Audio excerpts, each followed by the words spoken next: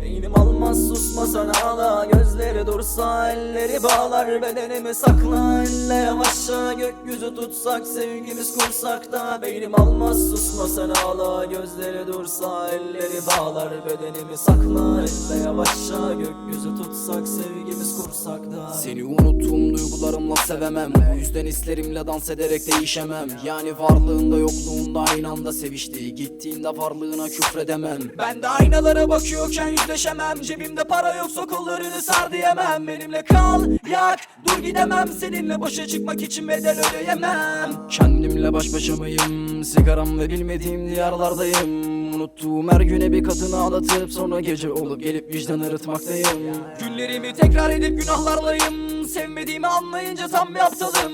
Bu dünyada tuttuğum o dileklerimin kabulleriyle hayaller kurmalıyım.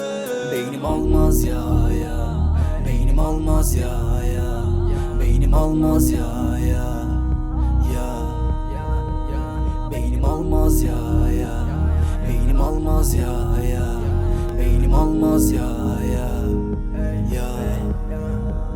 Beynim almaz tutma ellerimden, benim olmaz aşk nedir bilinmez. Ama görsen ölmek hep içimden geldi, geçiyor artık. Beynim almaz tutma ellerimden, benim olmaz aşk nedir bilinmez. Ama görsen ölmek hep içimden geldi, geçiyor artık. Gönül vazgeç beni kasvet bürüdü, sana hasret bana hisler büyülü. Beni mahvet yeni kalpler çürüdü, beynim alsa yeni dertler büyüdü. Beynim almaz susma sen ağla, gözleri dursa elleri bağlar, bedenimi sakla elle yavaşça, gökyüzü tutsak sevgimiz kursak da. Beynim almaz susma sen ağla, gözleri dursa elleri bağlar, bedenimi sakla elle yavaşça, gökyüzü tutsak sevgimiz kursak da. Beynim almaz susma sen ağla, gözleri dursa elleri bağlar, bedenimi sakla elle yavaşça, gökyüzü tutsak sevgimiz kursak da. Beynim almaz susma sen ağla, gözleri dursa elleri bağlar, bedenimi sakla elle yavaşça, gökyüzü tutsak sevgimiz kursak da.